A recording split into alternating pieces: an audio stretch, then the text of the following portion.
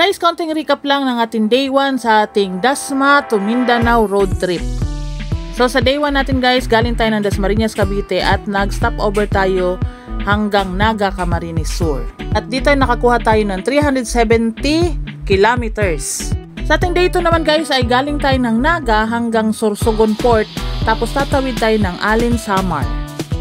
Pero syempre meron pa tayong mga road trip kaya umabot tayo ng 240 plus kilometers. Ito yung unang tawid dagat natin guys, Luzon to Visayas. Sa day 3 natin guys ay galing tayo ng Alin, Samar hanggang Tacloban, Leyte. Dumaan tayo ng San Juanico Bridge. Dito naman ay nakakuha tayo ng kulang-kulang na 250 kilometers. Ngayon guys ay day 4 na tayo at ito na yung pinakalas natin na biyahe mula Cavite hanggang Mindanao kasi tatawid na tayo ngayon ng Mindanao. So from Tacloban bumiyahe tayo ng Liloan Port hanggang tumawid tayo ng Lipata Port sa Surigao City. Ito na yung Visayas to Mindanao trip natin. So guys, welcome sa ating day 4 sa Cavite to Mindanao road trip. Tanghali na nag-start ang ating road trip guys, mga alas 9 na ng umaga. Kasi nung gabi, masyadong malakas yung ulan. So hindi kami nakaalis ng mas maaga.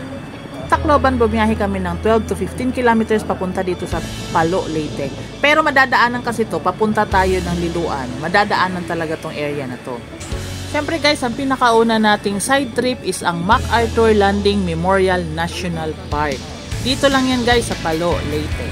Ito guys ay isa sa ating mga historical places ng World War II. Nandito ang pinaka-famous na statue ni Douglas MacArthur. Konting review lang sa ating history guys. Si Douglas MacArthur ay isang American military leader. Served as General of the Army for United States. Siya din ang tinalagang Field Marshal sa Pilipinas ng Philippine Army. Noong 1942, unang punta niya dito sa Pilipinas, nag-retreat siya sa mga Japanese at nag-promise sa mga Pilipino ng I shall return. Dahil noong time na yun, hindi pa niya kinayang labanan ang mga Hapon. Natupad naman niya ang promise niya guys kasi bumalik siya noong 1944. Nung rumesback siya noong 1944 guys, napatumba niya ang mga Hapon after ng 1 year. Etong kuha na to guys, ang pinagbasehan nito ay yung picture na nakuhanan sila noong 1944. Etong 7 malalaking tao nakalagay dyan. Ang nanguna dyan ay si General Douglas MacArthur, sinundan ni Sergio Ismeña ang ating ex-president, tapos sumunod si Lieutenant General Courtney Whitney, si Brigadier General Carlos Romulo, Sergeant Francisco Salveron, ang ating aide and orderly ni General Douglas MacArthur, si Richard Sutherland, at ang isa sa mga media noon na si William Dunn. Napakalaki ng significance ng pagpunta dito ni General Douglas MacArthur. Hindi lang sa mga Litenyo, kundi pati na rin sa mga buong Pilipino. Dahil dito naganap ang sinasabing largest naval war of World War II, ang Japan's defeat after 3 years. Ibig sabihin guys, dito napabagsak ni Douglas MacArthur ang mga Hapon noong World War II, noong September 20, 1945. Tignan nyo itong lugar guys. Napakaganda. Pero sino mag-aakala na dati dito naganap o dito nangyari ang World War II? Kung i-imagine mo guys, noong mga 1940s, maraming siguro ditong mga tangkiligera, maraming mga sundalo, maraming mga guerrilla na nakipaglaban sa mga Hapon. Pero ngayon, tignan nyo naman guys, ang ganda na. Peaceful na peaceful yung lugar. Noong bagyong Yolanda, dinaanan din tong lugar na to. At nasira yung isa sa mga rebulto dyan o isa sa mga statue dyan, yung kay Carlos Romulo. Pero naipatayo din nila agad, kaya kompleto uli yung 7 statue at napakaganda. Naging tourist spot ang lugar na to. Libre lang pumunta dito guys, walang bayad, at saka napakaganda dito, lalo na sa gabi kasi may mga pailaw. Ayan, tignan nyo yung lugar, preskong presko. Medyo tanghali lang kami pumunta kaya wala na masyadong tao. Marami rin mga nagja-jogging dito, mga nagbabike, kasi tingnan nyo, napakaganda ng lugar, preskong presko. May mga gwardiya sa paligid kasi Pwede ka namang magpa-picture dyan sa mga statue na yan, pero hindi mo nga lang pwedeng hawakan kasi syempre baka masira. Tsaka mga bronze yung mga yan. Dito sinabi ni Douglas MacArthur ang I shall return.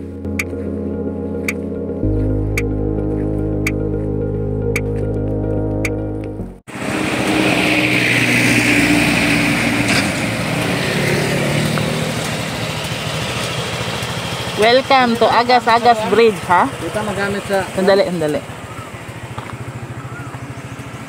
Oh, ang taas. Loh.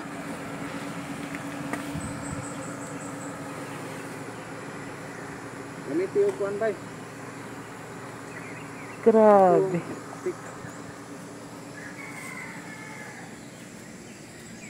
Para maklaro ni mo ang bus. Huwag ka na ng video, cellphone na lang. Cellphone na lang.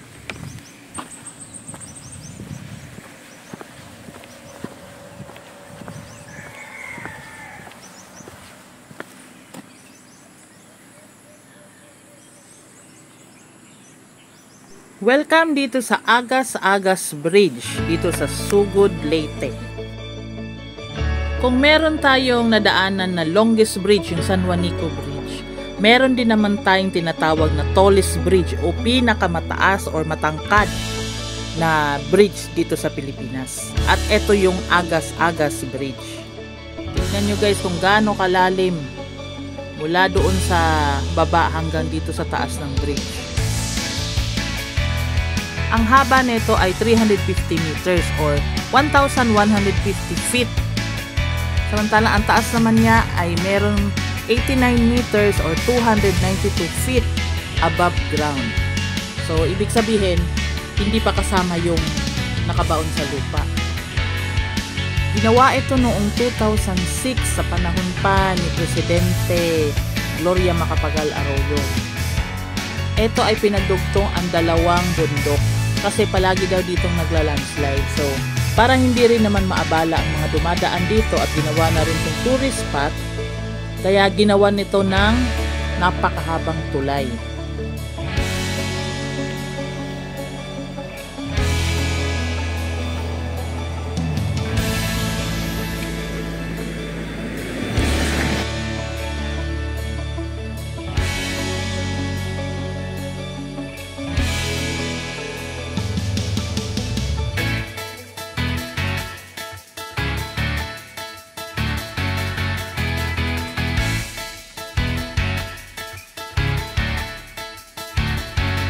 Dati, plano dito lagyan ng yung pang bungee jumping at saka zipline. Meron na talagang zipline dito dati kaso pinatigil lang ng LGU. Kung nasa taas ka dito ng bridge guys, nakakalula tignan yung sa baba. Kasi tignan nyo naman kung gaano kataas. So kung may fear of heights ka, talagang manginginig ka dito. Pero hindi siya nakakatakot kasi pag may dumadaan ng mga sasakyan, hindi rin naman siya yung kagaya ng ibang bridge na umuuga. Yun nga lang, hindi daw pwede dito dumaan yung mga malalaking sasakyan, mga malalaking truck. Bawal. Sa kabilang dulo nito guys ay merong opisina ng DPWH at meron din namang parking area doon kasi bawal ka huminto dito sa gitna ng bridge. So kailangan didiretso ka muna para doon ka mag-stop over. Meron din naman silang CR dyan at meron din namang mga nagtitinda ng mga kung ano-anong souvenirs at pagkain. Kaso nung dumaan kami, isang tindahan lang ang open. Pwede ka dito mag-stop over tapos lakarin mo na lang pabalik doon sa bridge. Malapit lang din naman. Hindi talaga pwede doon mag-stop ang sasakyan. Kasi congested na kung may mga mag-stop doon na mag-picture-picture lang or mag-nature trip. So, eto ang nag-iisang tindahan dito ni nanay. May nabili kami ditong hopya na napakalaki. Parang plato ang laki pero masarap. Dito lang din yan nabibili sa Sugod, Leyte.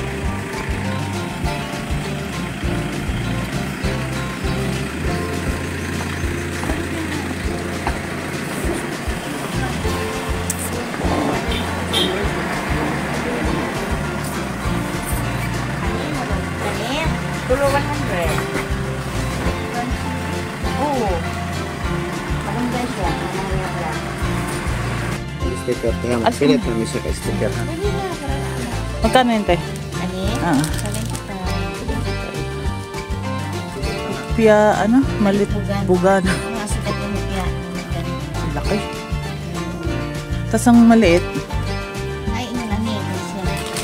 Ay, pangit. Pangit. Ang pasalubong ang dating. Guys, touchdown na tayo dito sa Liloan Port at ang sasakyan natin ay Montenegro Lines. Magkano ang motor kuya? 1.6 po. 1.6 kasama driver. Ilang oras ang... 3 hours lang po yung atin, ma'am. Kaya yung ibang barko dyan, 5 hours man. Okay. Dito, 3 hours lang. Montenegro, no? Yes, ma'am.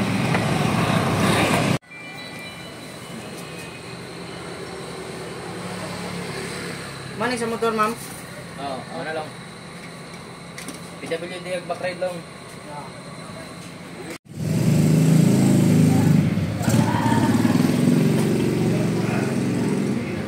So ayun guys, pinakita ko lang sa inyo kung magkano ang mga babayaran. Pero meron tayong ibang video para sa gastos reveal natin. Ilalagay natin doon lahat kung magkano lahat ang nagastos namin at magkano ang mababayaran mo pagtawid mula dito sa Liloan hanggang doon sa Lipata. At mula Matnog hanggang Allen Samar. So ito ang itsura niya guys, ng sinakyan namin Montenegro Lines. Ano naman yan? Naka-arrange lahat para kahit medyo mag-rough sea man siya, hindi matutumba yung mga sasakyan dyan. Napakabilis ng proseso nila dito kumpara doon sa Matnog kasi ang tagal bago kami nakaalis doon, ang tagal ng proseso nila. Dito naman, saglit lang kami pagdating namin na process ang papers, dire-diretso na kami, pinasakay agad yung motor. Tsaka hindi na kami nag-antay ng matagal, umalis na agad yung sinakyan namin Montenegro Lines. Nakaalis kami dito ng mga alas 4 ng hapon dito sa Liloan Port. At kulang-kulang 3 hours nandun na kami sa Lipata Port. Nakababa kami siguro mga 7:30 na ng gabi. Mas mahaba ang biyahe na ito guys kumpara doon sa pagtawid mula Matnog hanggang Allen Samar. Tsaka hindi ka naman maboboard kasi marami namang pwedeng gawin dito sa loob ng Montenegro. Pwede ka manood ng mga palabas or pwede ka mag-sightseeing sa labas. Siyempre, para mas makatipid ka dapat, bago ka sumakay, magdala ka na ng sarili mong pagkain, bumili ka na sa labas. Kasi mas mahal talaga dito sa loob ng barko. So, ayan guys, sana nag-enjoy kayo. At eto na yung last natin, mula Cavite hanggang Mindanao. Pagtawid kasi natin ng Surigao is Mindanao na. Pero hindi magtatapos doon yung ride namin kasi pupunta pa kami ng Butuan City. So, siguro mula Surigao hanggang Butuan, kulang-kulang 100 plus kilometers pa. Sobrang nag-enjoy kami dito guys kasi marami kaming nadaanan ng mga historical places at saka magagandang view ng mga tourist spots. Kaya napakaganda or napaka-enjoyable ang pag-road trip na to. Abangan nyo guys yung iba nating videos kasi i-reveal namin kung magkano lahat ang nagastos namin kada day. So day 1, day 2, day 3, day 4. At magkano ang magagastos pagtawid ng motor papunta sa ibang lugar. Halimbawa, sa Luzon to Visayas, then Visayas to Mindanao. Maraming information sa ibibigay namin sa inyo sa aming road trip na to. Kaya abangan nyo yung mga iba pa nating videos, upcoming videos guys.